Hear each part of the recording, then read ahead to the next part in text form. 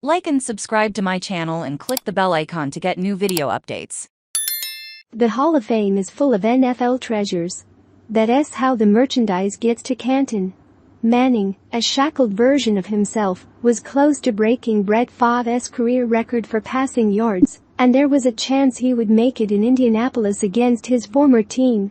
Horgan lined up a 20-yard line at Lucas Oil Stadium, only to leave empty-handed, and with a trip to Denver imminent.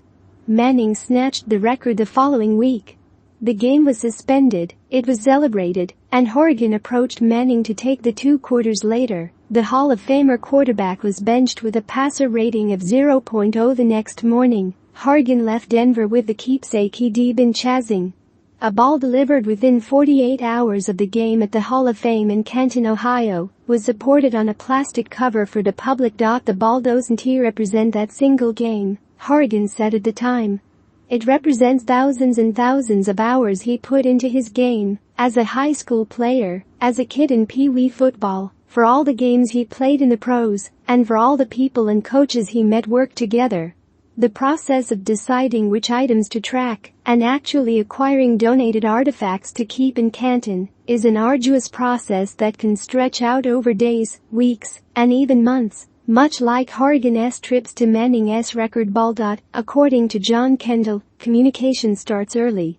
Vice President for Hall of Fame Museum and Archives.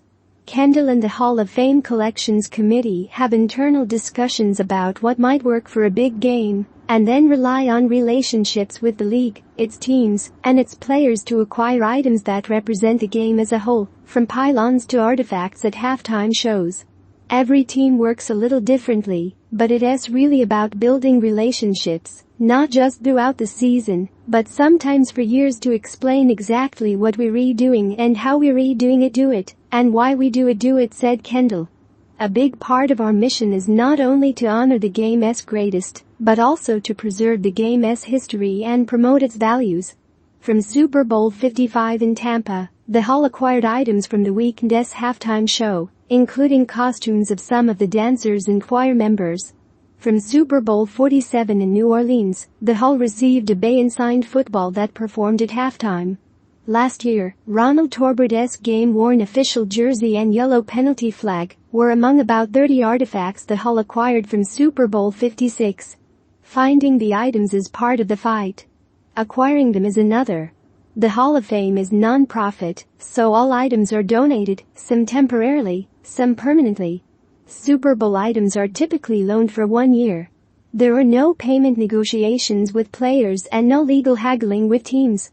Instead, the Hall of Fame works with the NFL, teams, players, agents, halftime performers, and others to obtain permission to display the items, said Kendall, clarifying that no items are included to send to Canton from the game.